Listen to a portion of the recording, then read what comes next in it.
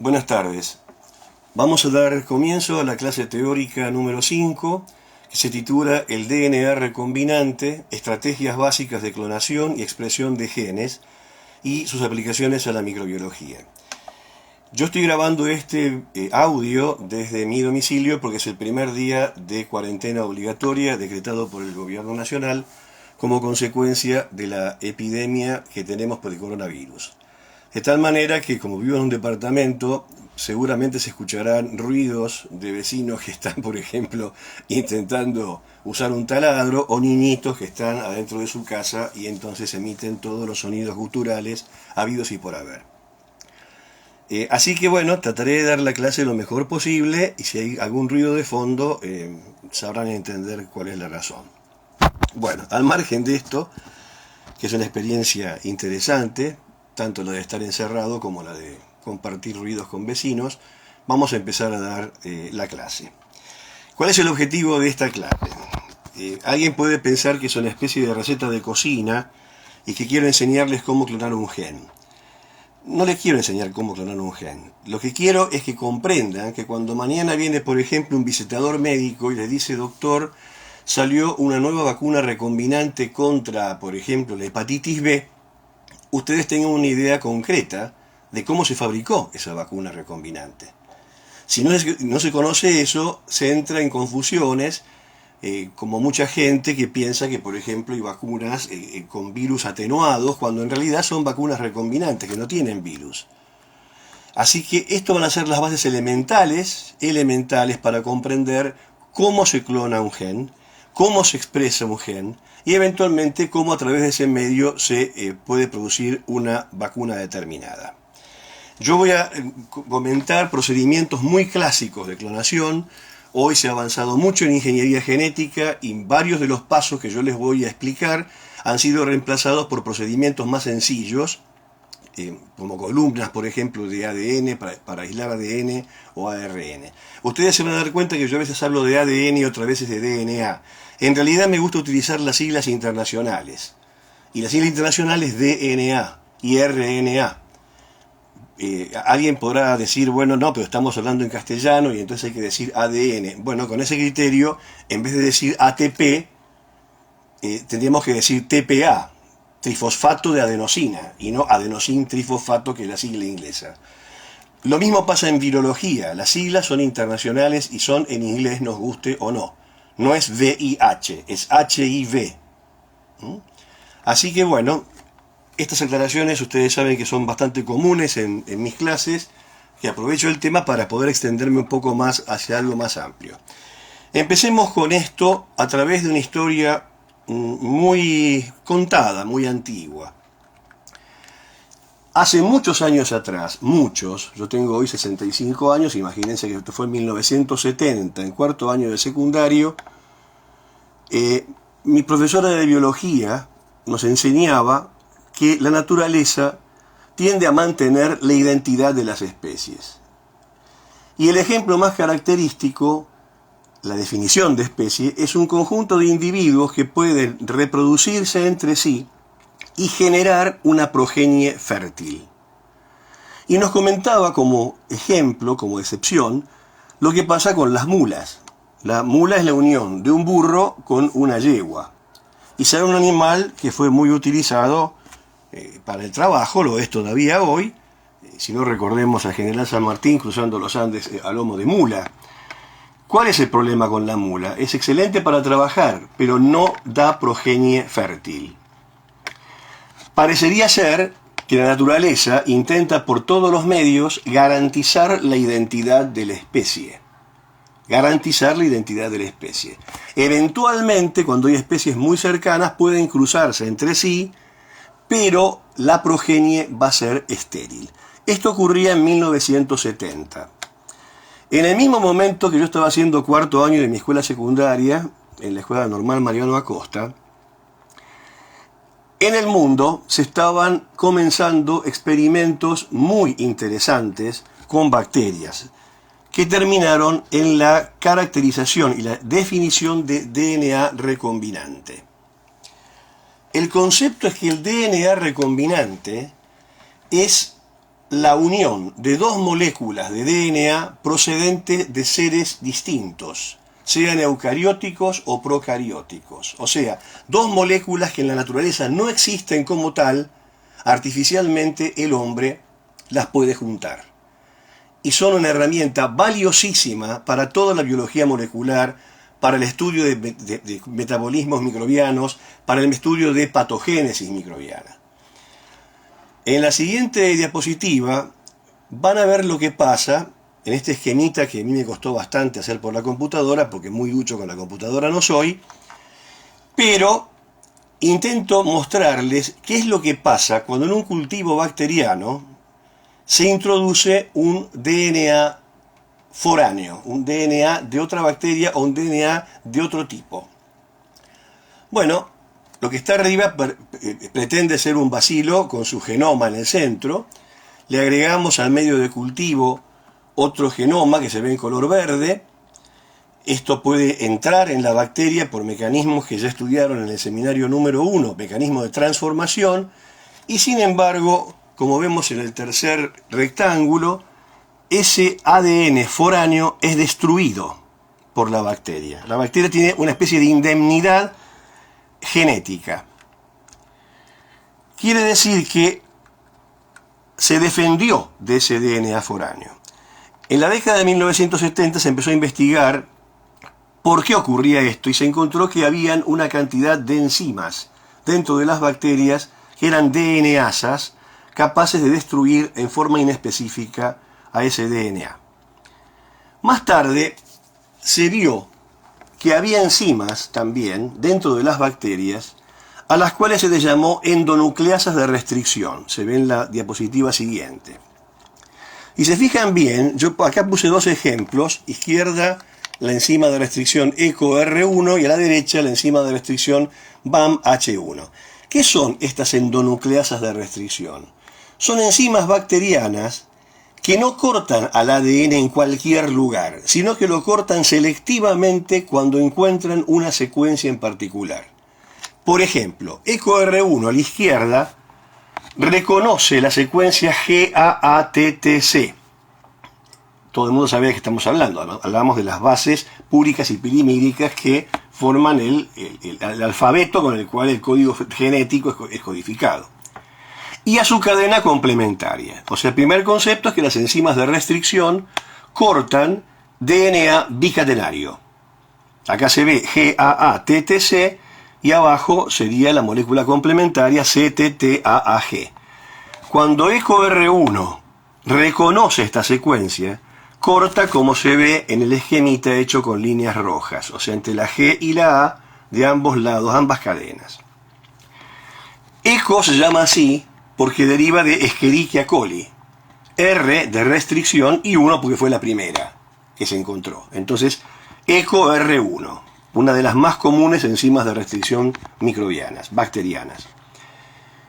De otra bacteria se pudo aislar la enzima BAMH1.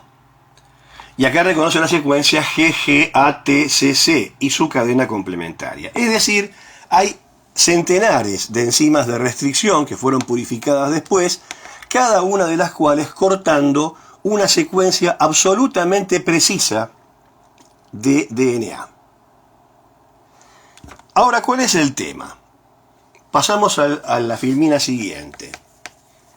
El DNA está codificado con las mismas 4 letras básicas, A, C, G y T, en cualquier genoma.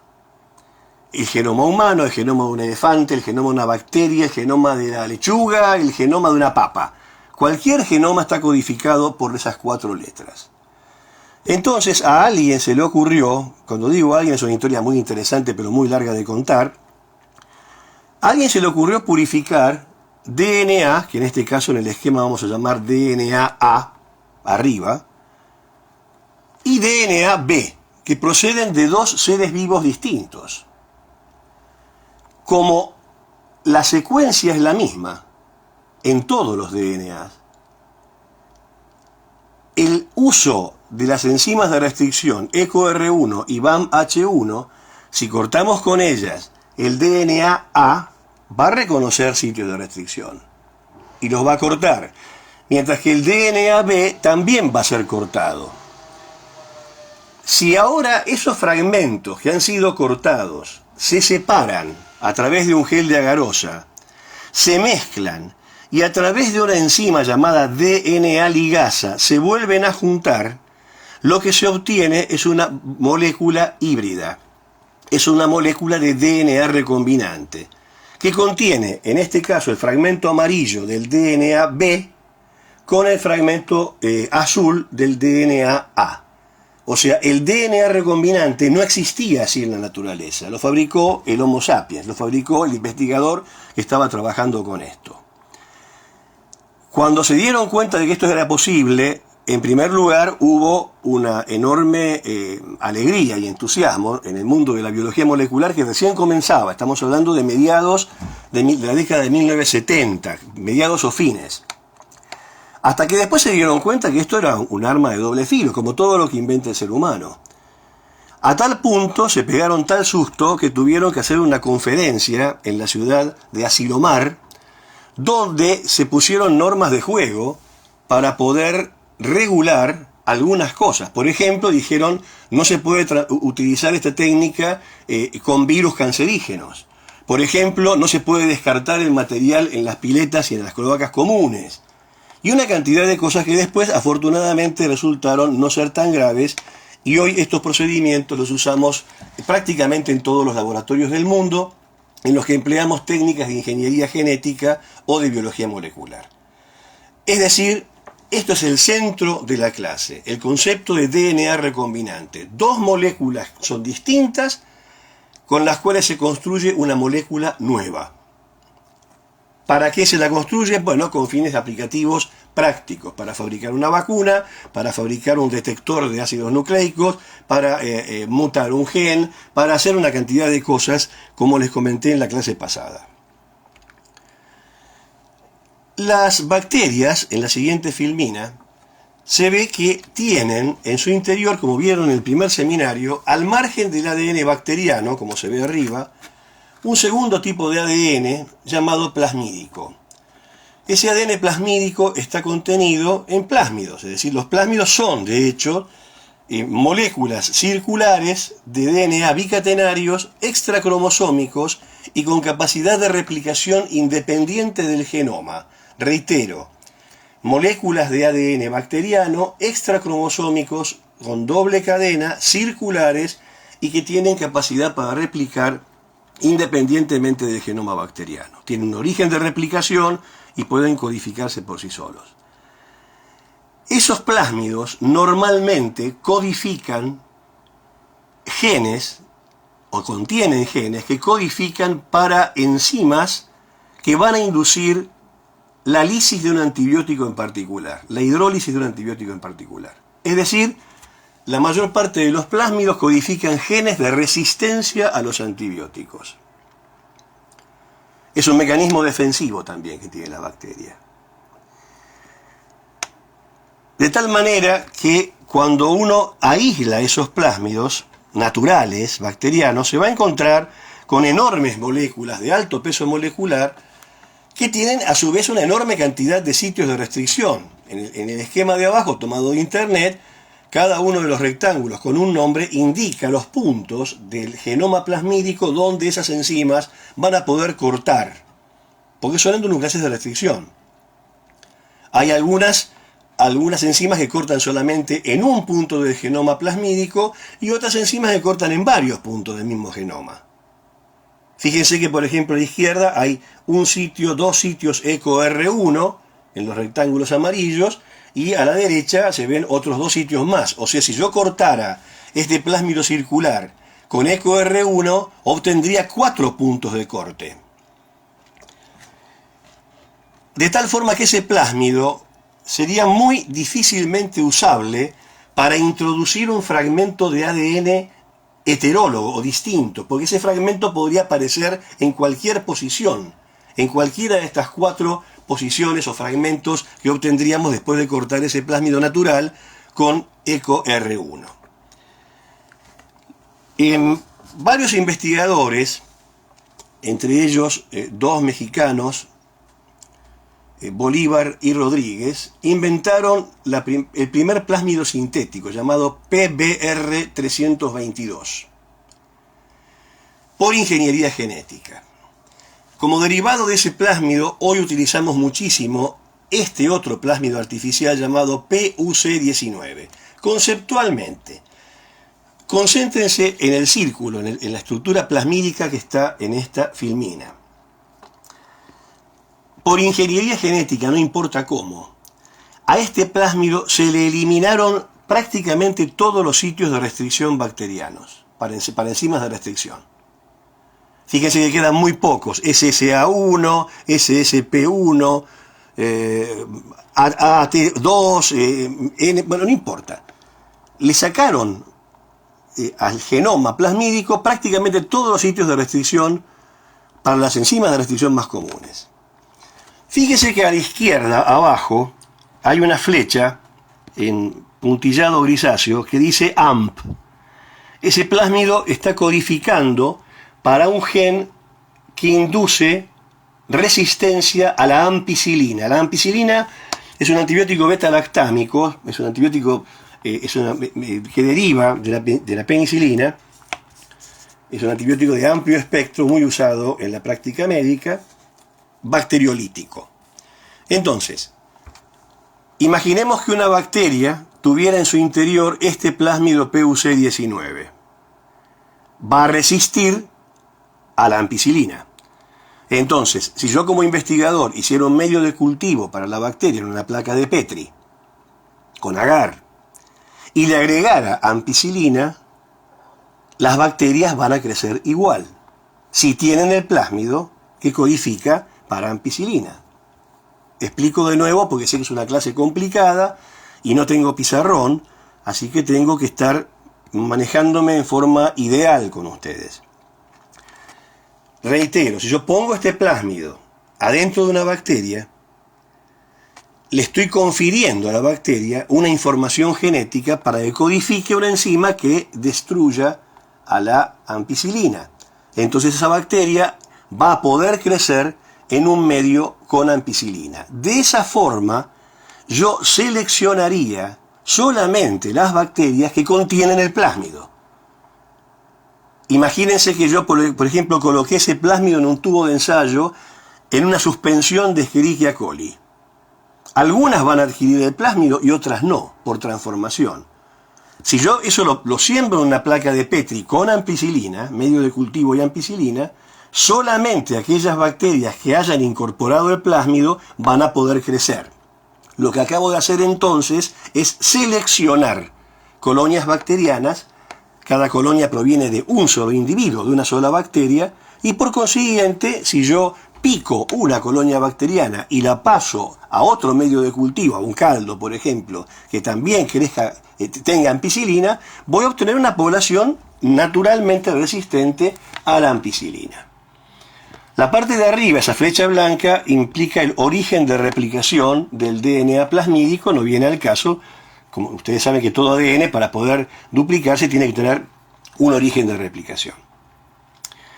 O sea, que esta es la manera de poder seleccionar bacterias que contengan plásmidos de aquellas que no los contengan, si es que el plásmido está codificando para resistencia a un antibiótico.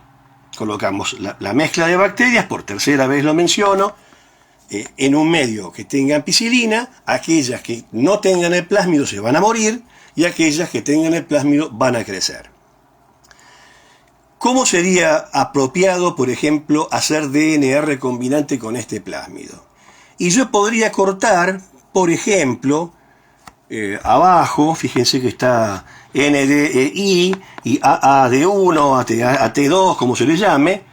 Tengo un sitio de restricción para cada una. Yo podría utilizar estas dos enzimas, cortar el ácido nucleico que quiero insertar ahí y cortar con las mismas enzimas el plásmido.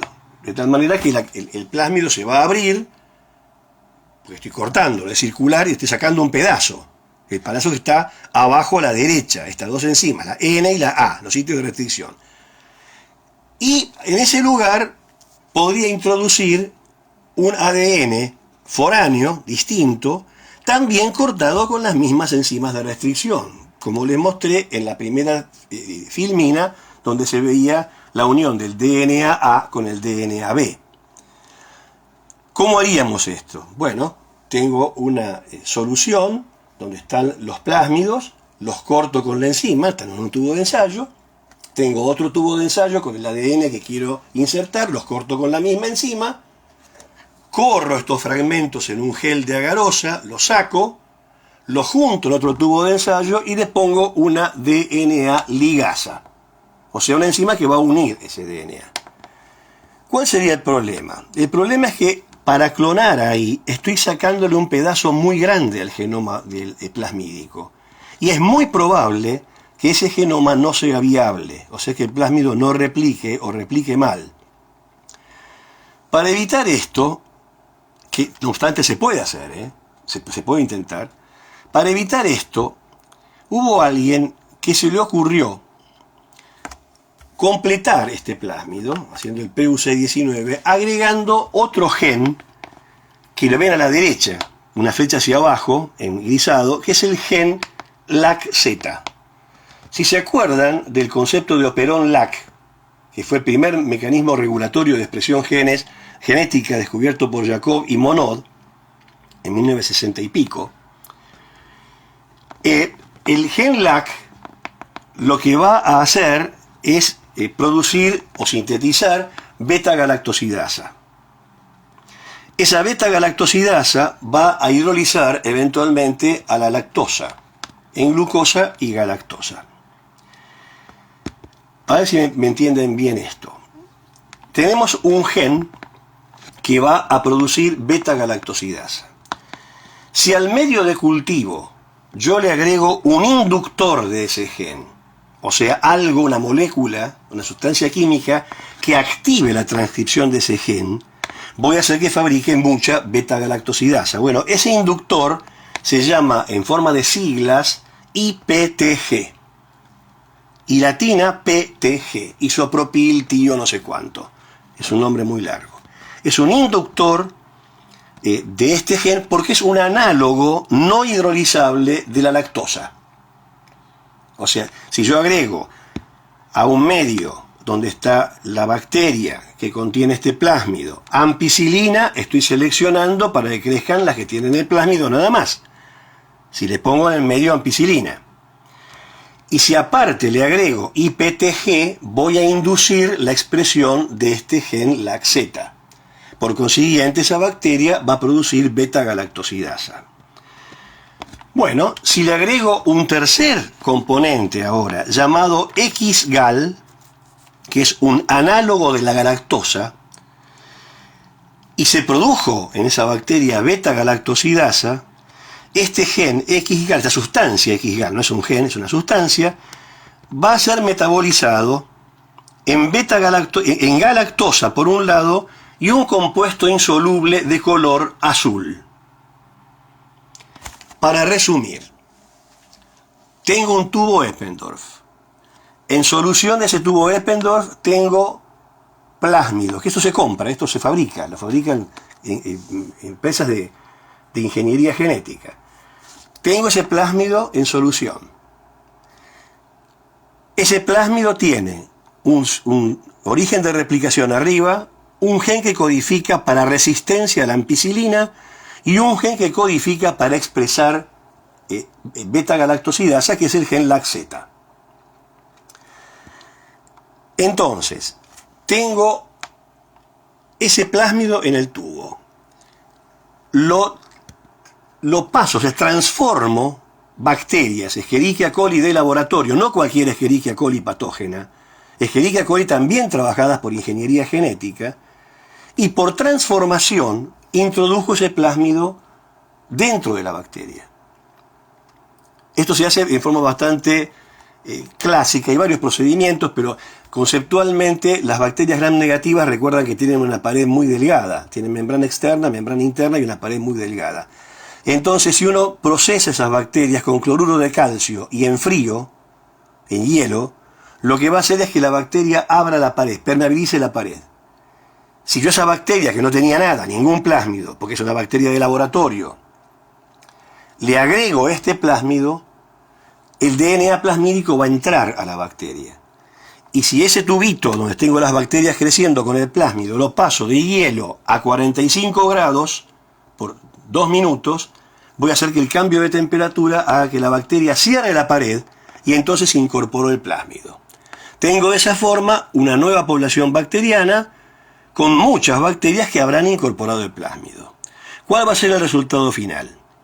Si yo a esas bacterias las cultivo en un medio, en una placa de Petri con agar, que aparte tenga ampicilina, IPTG y XGAL, lo que voy a obtener es, primero, desarrollo de colonias resistentes a la ampicilina, lo que me va a estar indicando de que esas bacterias incorporaron el plásmido. Pero aparte voy a obtener colonias de color azul. ¿Por qué? Porque el IPTG indujo la expresión del gen LAC-Z.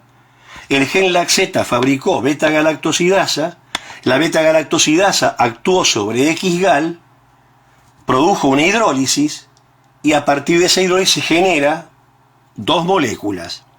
Una es galactosa y la otra un compuesto insoluble de color azul. Por consiguiente, las bacterias que han incorporado este plásmido van a producir colonias azules. Acá llegamos al punto más complicado. Fíjense que dentro del gen LAC-Z hay un sector en negro.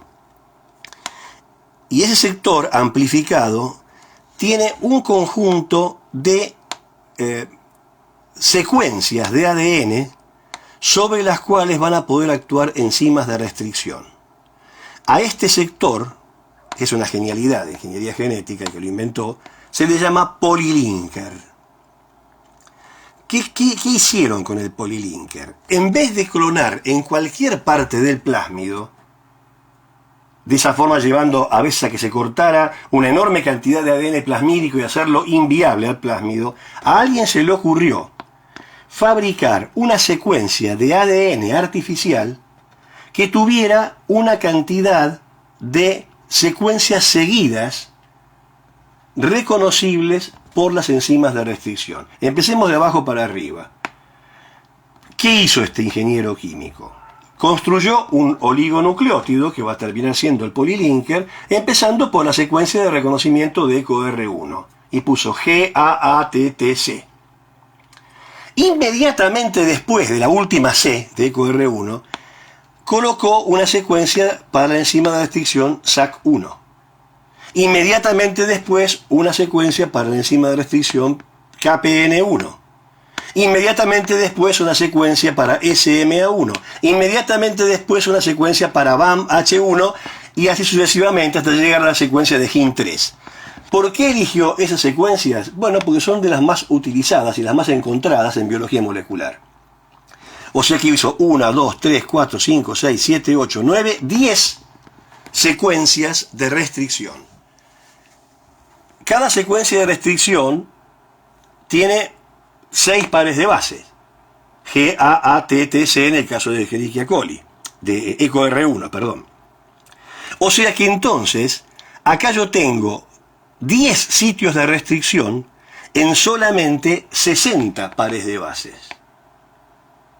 De tal manera que si yo quisiera clonar en ese sector y cortara el DNA foráneo con la enzima EcoR1 y BAMH1, fíjense en el polilinker, a lo sumo perdería 3 sitios de restricción, o sea 18 pares de bases.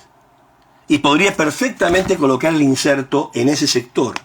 De esa forma no estaría rompiendo el DNA plasmídico en una enorme longitud, sino que apenas sacaría 18 pares de bases, y eso no va a afectar al plásmido. Por ese motivo se llama polilinker, es un sitio de policlonación. Espero que se haya entendido esto. La idea de polilinker es poder clonar en un fragmento muy pequeño del DNA plasmídico, evitando de esta manera que haya que cortar una enorme cantidad de ADN plasmídico que haría que el plásmido pudiera ser inviable. La genialidad no solamente consistió en hacer el polilinker, sino que ese polilinker está en un sector determinado de el gen LAC-Z. Y acá viene la cuestión. Dijimos que si ponemos una bacteria que haya incorporado el PUC19 y la cultivamos en una placa de Petri con agar nutritivo que aparte tenga ampicilina, IPTG y X-Gal, esas colonias que se desarrollen van a poder hacerlo primero, porque el plásmido codifica para resistencia a ampicilina, esa bacteria va a crecer. En segundo lugar, porque hay un inductor del LAC-Z, que es el IPTG. Por consiguiente, el gen LAC-Z va a producir beta-galactosidasa. Y en tercer lugar, porque le pusimos un sustrato, la X-Gal, que se va a hidrolizar, produciendo un pigmento insoluble de color azul. Por consiguiente, las colonias que se obtengan son colonias azules. Ahora bien, si yo este plásmido lo tomo en una solución en un tubo Eppendorf, lo corto con EcoR1 y BAM-H1, lo corté, saqué ese pedacito que está ahí. Tomo otro tubo Eppendorf y pongo el ADN que yo quiero clonar. Lo corto con EcoR1 y BAM-H1. Tomo un tercer tubo de ensayo. Primero corro los fragmentos en geles de agarosa para separar los dos pesos molecular y separo los dos fragmentos. El plásmido cortado por un lado y el inserto por el otro. Junto estos dos fragmentos en el tercer tubo Eppendorf en solución y le pongo una DNA ligasa. ¿Qué es lo que voy a obtener? Voy a obtener un DNA recombinante entre el plásmido PUC19 y el inserto que yo quiero introducirle. Pero fíjense dónde fue a parar el inserto. No en cualquier lugar del genoma del plásmido, sino en el polilinker. Con lo cual, el plásmido perdió solamente 18 pares de bases. Estoy clonando entre los sitios EcoR1 y BAM-H1. Pero aparte, al haber entrado en el polilinker, y el polilinker estar en el medio del gen LAC-Z, de hecho estoy cortando el gen LAC-Z. Al cortar el gen LAC-Z lo estoy rompiendo. Y al romperlo, ese gen LAC-Z no se va a expresar, no va a fabricar beta-galactosidasa y entonces las colonias bacterianas no van a ser azules, van a ser blancas, van a ser incoloras, como cualquier colonia de Escherichia coli. De tal manera que como esto no va a ocurrir en el 100% de las bacterias transformadas por este plásmido con el inserto, sino solamente en un porcentaje, en el medio que yo les mencioné, con ampicilina, IPTG y X-Gal, las bacterias que obtengan, que tengan el plásmido, van a crecer, pero van a dar colonias azules. Tienen el plásmido, pero no tienen el inserto. En cambio, las bacterias que tienen plásmido e inserto, como tienen anulado el gen LAC-Z, van a desarrollar colonias blancas. Por consiguiente, ¿qué colonias van a tener que picar para seleccionar esas poblaciones bacterianas que tengan el inserto que yo introduje? Las blancas, aquellas que tienen roto el gen LAC-Z. ¿Y por qué lo tienen roto? Porque absorbieron, porque incorporaron un inserto. Este es un experimento clásico en biología molecular, es la A de la biología molecular o de ingeniería genética, y se llama ensayo de colonias blancas y azules. Si no se comprende este punto, no podemos seguir avanzando, así que traten de verlo y escucharlo varias veces y eventualmente, cuando nos encontremos, poder aclararlo. En la siguiente diapositiva resumimos los componentes de la clonación. Hay vectores. Los vectores son los plásmidos, por ejemplo. Hay insertos. El inserto es el pedazo de ADN que queremos poner dentro del vector. Y hay células huéspedes, que son Escherichia coli especiales, procesadas en el laboratorio, que tienen una cantidad de características. Entre ellas, por ejemplo, que si uno las descarta en la pileta o en la cloaca, no van a provocar ninguna epidemia porque no son patógenos primarios. Son los tres componentes de una clonación. Bueno, dicho esto, vamos a ver un ejemplo práctico. Supongamos que yo quiero clonar una proteína viral, BP1, en un plásmido. BP1 se llama la proteína del virus, Viral Protein 1. Esto es real, ¿eh? Esto yo lo hago en el laboratorio, no digo una vez por semana, pero una vez por año sí. Queremos clonar esto. ¿Con qué fin? Y después vemos para qué. Yo quiero clonar el gen porque lo quiero mutar, o quiero clonar el gen porque quiero fabricar una vacuna. Entonces, lo primero que tengo que hacer, en la siguiente diapositiva se ve, es conocer el mapa génico y el mapa de restricción de este virus. Esto que ven acá, no se asusten por lo complicado, es el mapa génico y el mapa de restricción del virus polioma del ratón, al cual pertenece BP1. Abajo hay una flecha de color celeste que indica el gen de BP1, que se extiende de las posiciones 4076 hasta la 2928 del genoma viral. Ahí está BP1 entera. Y yo conozco también los sitios de restricción. Entonces, ahí me pongo a pensar, yo quiero clonar toda BP1, íntegra, toda la proteína. ¿Qué sitios de restricción me permiten obtener toda esa proteína? Si se fijan bien, en el centro, en el punto donde dice 0/100, hay un sitio EcoR1. Y se fijan bien, abajo a la izquierda hay un sitio BAMH1. Si yo entonces purifico una enorme cantidad de este virus, le extraigo el ADN, o se destruyen las proteínas que lo cubren, extraigo el ADN, y corto ese ADN con EcoR1 y con BAMH1, en ese corte va a estar todo el gen BP1, y el resto del genoma no. El segundo paso, en la siguiente diapositiva, es lo mismo que dije antes, elegir un vector, elijo el PUC19. ¿Y qué hago? Tengo el tubito de ensayo con el genoma del virus cortado con EcoR1 y BAMH1. En otro tubo de Eppendorf coloco en un buffer el PUC19 que compré en una empresa química y lo corto igual con EcoR1 y BAMH1. O sea que tengo en el tubo número 1, digamos el que tiene el inserto, DNA viral cortado con esas dos enzimas. Y en el otro tubo tengo DNA plasmídico cortado con las mismas enzimas. Para hacer eso, tuve que obtener DNA viral. Para obtener DNA viral, tengo que empezar por cultivar o obtener una enorme cantidad de virus. O sea, tengo que tener frascos enteros de cultivo, como vieron en la clase introductoria, cómo se cultivaba, cómo se desarrollaba un virus, frascos enteros con cultivos celulares. A esos cultivos los infectamos con virus. Ese virus va a producir cierto efecto citopático. Entonces yo cosecho, saco el solenadante, por ejemplo, y cosecho todas las células que están infectadas con el virus. Hay virus adentro. Después tengo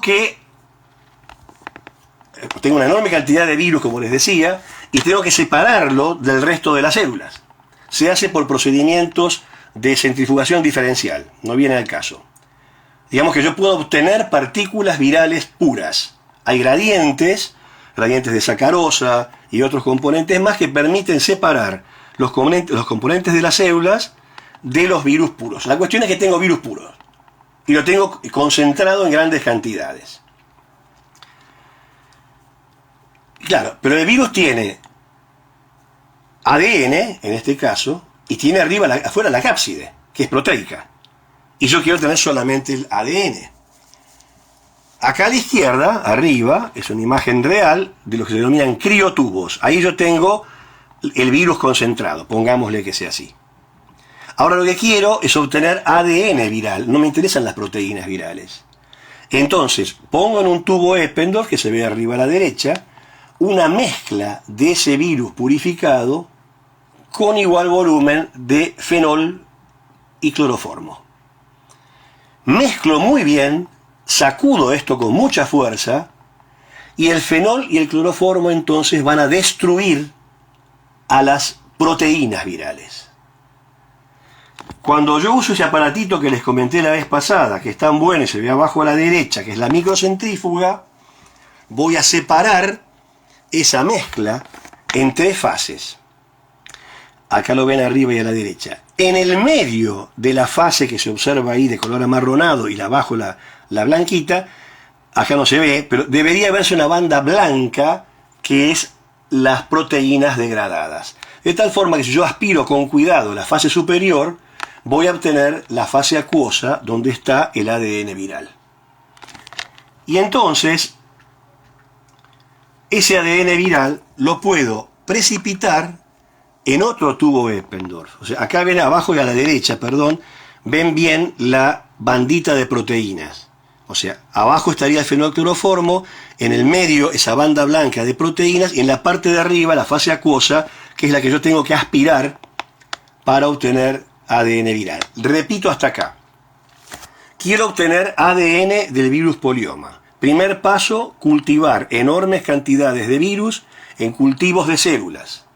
Segundo paso, obtener esas células infectadas y separar las partículas virales del resto de las células. Eso es una centrifugación diferencial.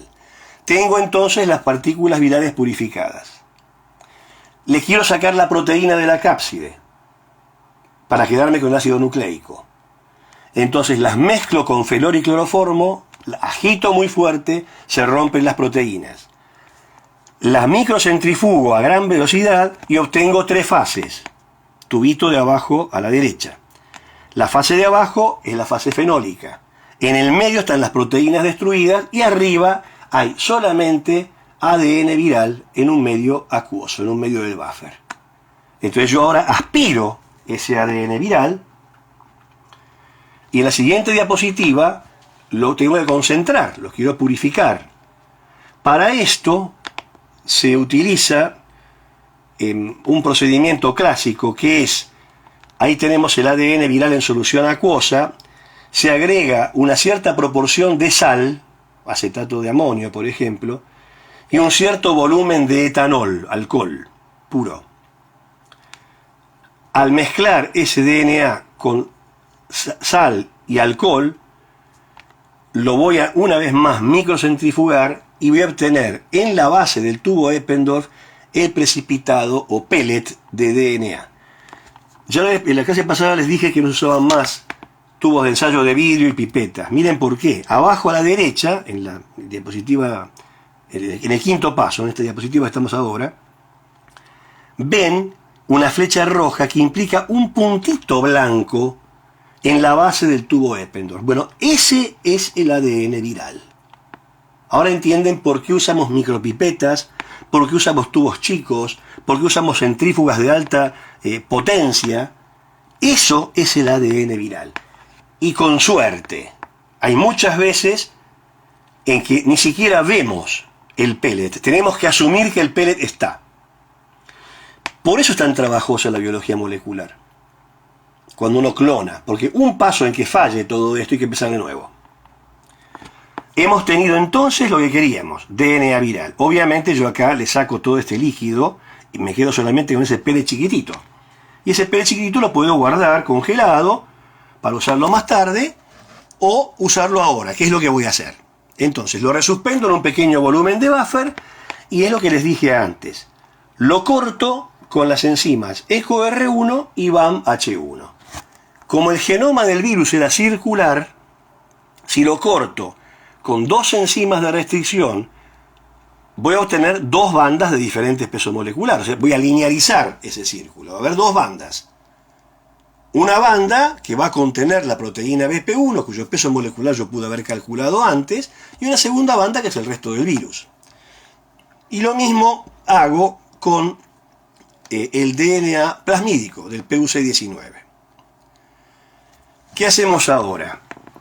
Ahora corremos un gel de agarosa, como les expliqué en la clase anterior, que se ve a la derecha, con bromuro de etidio, y lo corremos con una fuente de poder, acá están marcando amperaje creo, podría ser que marque voltaje, corremos de menos a más, como tiene bromuro de etidio, lo ponemos sobre un transiluminador con luz ultravioleta, y se ven las diferentes bandas.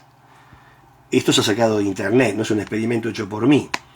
Cuando se usan transiluminadores con ultravioleta hay que usar pantallas de vidrio de protección de la cara porque puede provocar serios problemas en la conjuntiva, en la retina, etc. Ahora hay transiluminadores que están aislados del operador y uno lo puede ver a través de un visor y fotografiarlo. Vamos a poner un ejemplo. Vean que el gel ese, se fijan bien, ese gel que están viendo ahí, ha sido sembrado en dos sitios. Arriba se ven los pocillos que quedaron después de haberles sacado el peine cuando fabricaron el gel en la gelera. Y en la mitad hay también otros pocillos. O sea que usó el investigador el mismo gel para hacer dos corridas. Imaginemos la corrida de arriba. En la calle, por ejemplo, de izquierda a derecha, 1, 2, 3, 4, en la calle 5, van a ver que hay por lo menos dos bandas. Por lo menos, hay más, pero supongamos que hubiera dos. Una de arriba, de más peso molecular, y otra, la que le sigue, de menos peso molecular. Si yo estuviera haciendo este experimento realmente con polioma, la banda más chiquita, de peso molecular menor, es la que contiene BP1. A la otra no me importa, porque es el resto del virus. Mientras que el plásmido podría ser, por ejemplo, el que esto estaba en la banda 1, 2, 3, 4, 5, el que está en la banda 6, 7. O sea que hay una sola banda. Y alguien dirá, pero ¿cómo hay una sola banda si yo también lo corté? Sí, pero recuerden que al cortar un plásmido que tiene 2900 pares de base o lo que fuere, están cortando un polilinker que tiene solo 18 pares de base. Esas 18 pares de base se perdieron en el gel, salieron adelante. Tienen un plásmido linearizado. ¿Por qué? Porque ha sido cortado y la estructura que nos queda, en vez de ser circular, es lineal. ¿Qué tengo que hacer ahora? Tengo que unir los dos fragmentos. ¿Y cómo hago para unir los dos fragmentos? En la siguiente diapositiva se ve que con un sacabocados o con un bisturí, a través del transiluminador, se cortan las dos bandas. Se cortan las dos bandas. Corto la banda que contiene BP1 del virus y corto la banda que tiene el plásmido linearizado. Claro, alguien dirá, bueno, pero el ADN, tanto del plásmido como del virus, está dentro de la garosa. ¿Cómo lo saco de ahí? Bueno, hay muchos procedimientos. El más clásico de todos consiste, lo ven en el centro de esta figura, acá tienen la esquemita, han cortado esa bandita, la aislaron y la pusieron en el centro se ve, la pusieron en una salchicha de diálisis. O sea, esto es una especie de tubo de celulosa que se llena con el buffer, se le pone adentro el fragmento de agarosa, se clampean los dos extremos del tubo, se lo pone en la cuba y se lo somete a corriente eléctrica, de tal manera que el ADN de ese fragmento de agarosa que lo contiene va a salir de la agarosa y va a quedar en el buffer. Ese ADN puede ser nuevamente precipitado como se ve en el tubo de la derecha. Esa es la forma de sacar los dos fragmentos de ADN de la agarosa. Vamos a tener entonces dos tubos como el de la derecha. Uno en el que tenemos ahora el fragmento restringido, clonado, cortado de virus, y otro tubo en el que haremos lo mismo con el ADN del plásmido. ¿Qué hacemos ahora? Lo que dice la siguiente diapositiva. Ponemos los dos ADNs en un tubo, ya nos vamos poniendo contentos porque estamos llegando al final de todo esto, con un buffer, y le agregamos una DNA ligasa, y entonces por azar el inserto va a reconocer la zona de corte del plásmido, se va a meter ahí. Y la DNA ligasa va a cerrar el DNA plasmídico completo. Entonces, ese DNA plasmídico va a contener ahora un inserto que es exclusivamente el genoma del virus polioma que codifica para la proteína BP1. ¿Qué hago ahora? Hago lo que les expliqué antes. Acá tienen el esquema de cómo se hizo el procedimiento, se lo ven ustedes en forma detenida.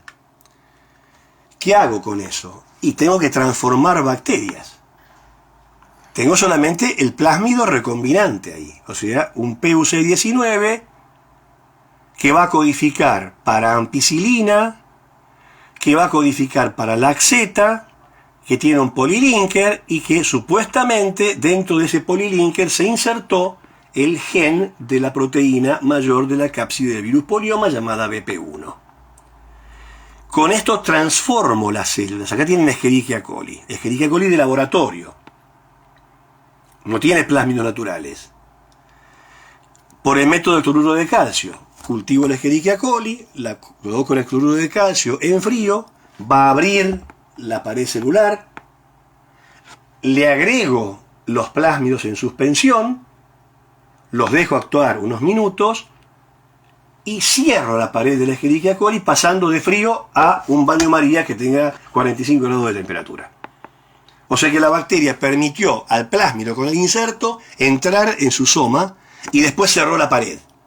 O sea, lo adquirió. ¿Qué haremos al final? Bueno, el tema de las colonias blancas y azules. No todas las bacterias van a adquirir el plásmido.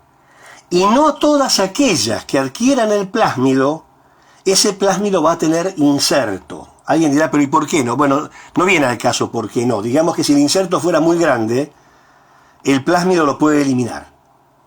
Entonces, acá tenemos una placa. Miren bien. Placa de Petri con un medio de cultivo, con nutrientes, agua y agar. Un medio semisólido. Ese medio tiene ampicilina, tiene IPTG y tiene XGAL. Y yo acabo de cultivar las bacterias en las cuales introduje un plásmido que a su vez tiene un inserto que codifica para la proteína de un virus. ¿Qué pasó acá? Cada colonia azul, ¿qué tendrá? Y primero tiene bacterias, es una colonia bacteriana. Las bacterias crecieron en ampicilina, o sea que evidentemente tienen el plásmido adentro, porque codifica para resistencia a la penicilina, pero dan color azul. Por consiguiente, no se rompió el gen laxeta. Por consiguiente, esas bacterias tienen el plásmido, pero no tienen el inserto. Perdieron el inserto. Por algún mecanismo defensivo, porque las bacterias también se defienden cuando entra ADN foráneo. Lo vimos en la primera diapositiva. Esas colonias entonces tendrán el plásmido, pero no tienen para nada el inserto. En cambio, las colonias blancas son bacterias que tienen plásmido porque han podido crecer en un medio con ampicilina, y bacterias que no produjeron beta-galactosidasa, cuando debiera haberlo hecho, porque tiene el inductor en el medio IPTG y tiene el sustrato que es la XGAL. Si no lo hicieron es porque tienen el gen laxeta roto. Si el gen laxeta está roto es porque recibió un inserto, que es el que le pusimos nosotros, y entonces no se expresó. Estas colonias blancas son las que hay que picar para después producir en gran cantidad, por ejemplo, DNA codificante para la proteína BP1 del virus. Hemos clonado esa proteína. Esto es un experimento de clonación. Claro, pero yo con una colonia no hago nada. Realmente no hago nada. Entonces, ¿qué hago? Tomo matraz de Erlenmeyer, ahora con caldo de cultivo. ¿Y qué va a tener el caldo de cultivo? Y va a tener ampicilina, obviamente. Y va a tener, eventualmente, depende de lo que quiera hacer, un inductor o no. Digamos que tiene solamente ampicilina. Pico una colonia blanca, una, no 20, una, lo pongo en un caldo con ampicilina, lo cultivo por agitación a 37 grados y se imaginan, en esta figura que estamos viendo con el matraz de Erlenmeyer, que en 24 horas de una colonia va a tener cientos de miles de millones de bacterias, cada una de las cuales tiene un plásmido, y cada plásmido está codificando para la proteína viral BP1. O sea, estoy haciendo una enorme producción de ADN viral, haciendo trabajar a las bacterias. En la siguiente diapositiva se usa un procedimiento, en realidad no se usa más este procedimiento, ahora se trabaja con columnas que en un solo paso permiten aislar el plásmido que tiene el gen viral. Claro, eso es las columnas cuestan muy caras en este momento, ¿no? Más en la Argentina de hoy. Así que yo, por ejemplo, las veces que tuve que hacerlo en la Argentina, utilicé estos procedimientos clásicos que aprendí hace 30 años en Estados Unidos, pero siguen funcionando. A la izquierda tienen una ultracentrífuga. Es una centrífuga, para que tengan idea, que puede alcanzar 80.000 revoluciones por minuto. Uno pone, una vez que extrajo con fenolcloroformo las proteínas bacterianas y precipitó el ADN viral, plasmídico, igual que mencionamos antes, pone esa mezcla en un tubo que se ve en el centro con, por ejemplo, cloruro de cesio, que es una sustancia que va a formar un gradiente de densidad. Y aparte bromuro de etirio, que se intercala con el ADN. Centrifugo toda la noche, ultracentrifugo toda la noche esos tubos, a 80.000 revoluciones por minuto, o 50.000 revoluciones por minuto, y entonces las moléculas se van a ir separando. Coloco un transiluminador o una luz ultravioleta atrás de este tubo que tiene el gradiente de cloruro de cesio y voy a poder ver que hay por lo menos 2 bandas de ADN, evidentemente, o 2 bandas de algo. Bueno, no importa cuál de las dos vamos a pinchar. Se hace así, literalmente, se corta la parte de arriba para evitar que largue un chorro de presión y se pincha una de estas 2 bandas con una aguja y se aspira con una jeringa. Hemos tenido ahí entonces purificado grandes cantidades de plásmidos que contienen BP1 viral. Esto se llama maxi preparados o maxi preps y hoy están reemplazados por kits comerciales que en un solo paso permiten obtener esto.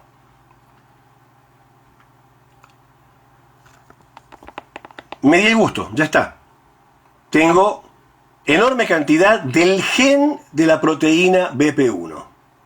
Enorme cantidad del gen de la proteína BP1, del virus. Lo cloné y tengo una enorme cantidad de ADN. ¿Para qué me sirve eso? ¿Para qué lo quiero? Bueno, lo quiero para ver inicialmente por qué lo hice.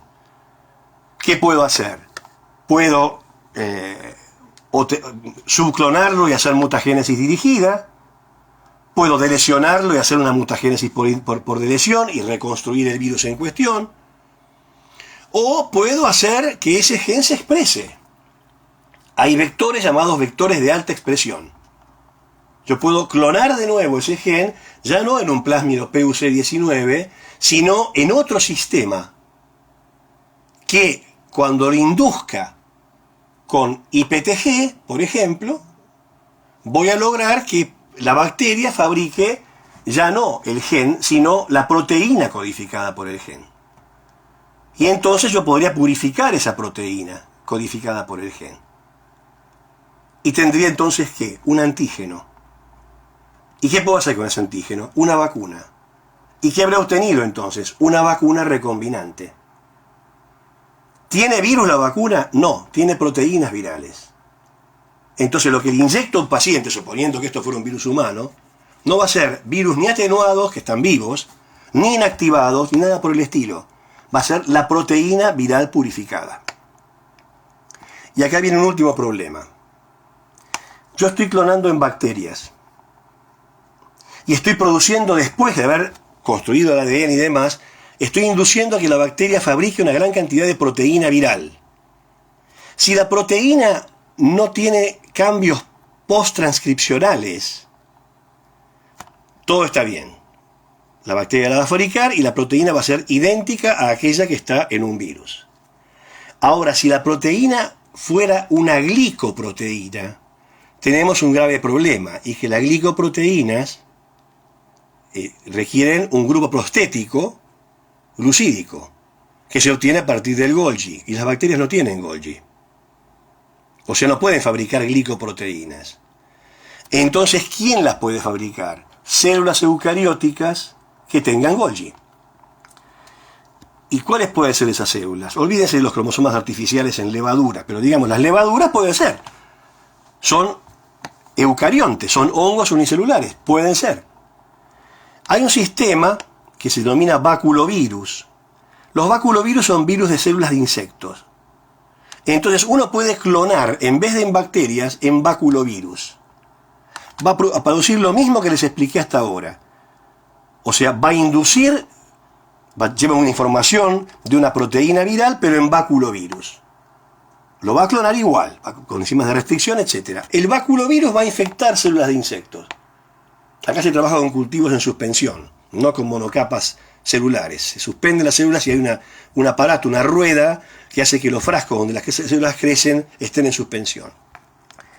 Como esas células sí tienen Golgi, lo que van a fabricar son glicoproteínas y no proteínas lineales.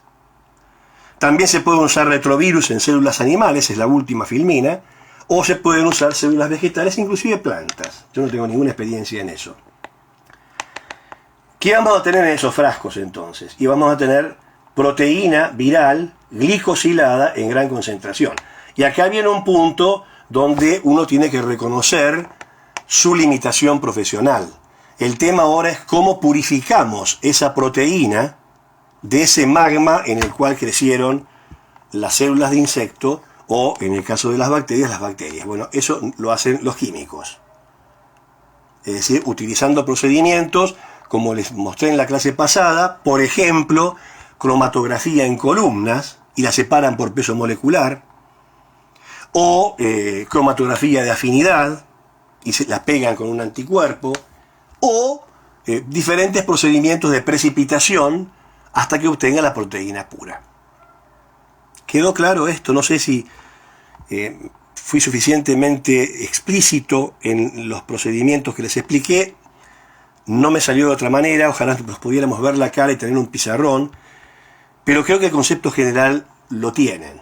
Sintetizando, yo quiero, por ejemplo, fabricar, imaginemos algo, hagamos una práctica, imaginemos que queremos fabricar una vacuna contra el coronavirus. Hoy, ya. ¿Qué haríamos? Primer paso, tener muchos virus. Fue la primera dificultad. Los coronavirus son difícilmente cultivables, crecen solamente en un tipo celular, el virus del SARS, que fue anterior al actual, crece en un tipo de célula llamado Vero E6, son células de riñón de mono verde africano. No viene al caso por qué. Uno tiene que tener una enorme cantidad de virus, eso requiere un laboratorio de altísima seguridad. Se llama P4 ese laboratorio, Argentina creo que tiene 2 nada más, para evitar que el virus se propague. Estamos trabajando con dosis enormes de virus, con títulos enormes de virus. El segundo paso, ¿cuál sería? Purificar el virus. ¿Por qué procedimiento? Y bueno, por lo que les dije antes, por gradientes de sacarosa, por diferentes procedimientos físicos, si se quiere, para purificar el virus y separarlo de los componentes celulares. Ahí estamos trabajando, pero en altísima seguridad, porque tendríamos concentrado una enorme cantidad de virus. El virus tiene como genoma RNA, no DNA. Pero de cualquier manera, para obtener RNA, tengo que sacarle la cápside. Por consiguiente, si usamos los procedimientos que les dije antes, hay que romper las proteínas de la cápside mezclando esa suspensión de virus con fenol y cloroformo. Rompo las proteínas, tomo la fase acuosa, tengo solamente el RNA viral. Lo precipito con sal y alcohol. Tengo el RNA viral puro. ¿Pasó el peligro? No, el RNA viral de los coronavirus es infectante en sí mismo, porque tiene probabilidad de mensajero. ¿Puedo clonar RNA? No. Porque es RNA monocatenario. ¿Qué tengo que hacer entonces? Tengo que utilizar una enzima que se descubrió en virus llamada transcriptasa inversa, que fabrica una cadena de ADN o DNA a partir de un templado de RNA. Entonces, el RNA de coronavirus genómico, transcribo al revés, fabrico ADN. Ese ADN, llamado DNA copy o cDNA, sí lo puedo clonar en un vector de alta expresión. Obviamente no todo el genoma viral, va a tener que seleccionar algún gen del virus que codifique, por ejemplo, para las proteínas más periféricas, en este caso la glicoproteína S. Tengo que hacer el trabajo de tener el mapa génico, el mapa de restricción y saber dónde cortar. Todo lo que se expliqué, pero aplicado en este caso hipotético a genomavirus, a coronavirus. Tengo clonado entonces el genoma de un antígeno de superficie de este virus. ¿Y dónde lo voy a expresar? Y lo voy a expresar, como es una glicoproteína, no en bacterias, sino en baculovirus. Los baculovirus van a ser introducidos en células de insecto y las células de insecto cultivadas van a fabricar la glicoproteína S, por ejemplo, hipotética, de esta hipotética vacuna para coronavirus.